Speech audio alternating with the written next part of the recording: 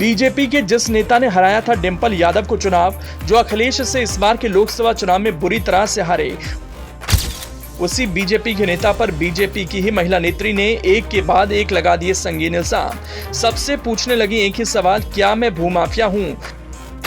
BJP की महिला नेत्री के सब्र का टूट गया बांध। जैसे ही सब्र ने दिया जवाब, एक के बाद एक सुब्रत पाठक पर लगाने लगी संगीन इल्जाम।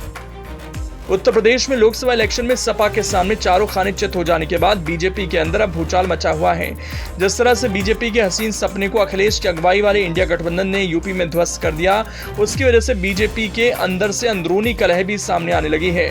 इसका असर कन्नौज में अखिलेश से हारने वाले बीजेपी नेता सुब्रत पाठक के सियासी योग पर तो खूब दिख रहा है। भाजपा के पूर्व सांसद सुब्रत पाठक के दिन शायद इस समय सही नहीं चल रहे।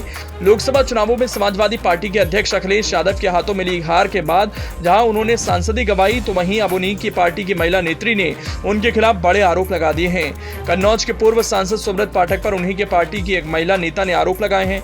कन्नौज से भारतीय जनता पार्टी के पूर्व सांसद सुब्रत पाठक नए विवादों में फंसते नजर आ रहे हैं। सुब्रत पाठक के खिलाफ अब उन्हीं के पार्टी की महिला नेत्री ने गंभीर और सनसनीखेज आरोप लगा दिए हैं।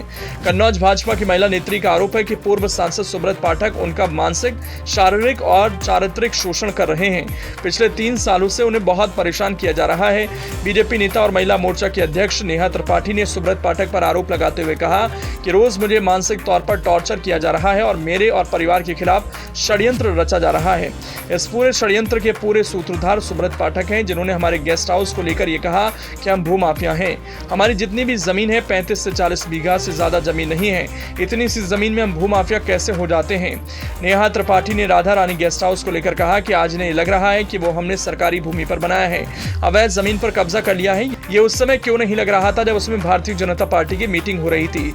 मेरे पिता और पति, हम सब के खिलाफ हत्या तक का षड्यंत्र रचा जा चुका है। चुनाव के नतीजों के बाद ही रचा गया। नेहा त्रिपाठी ने कहा कि इनके एक कार्यकर्ता जीतू त्रिपाठी ने मेरे ससुर को फोन किया और धमकी दी।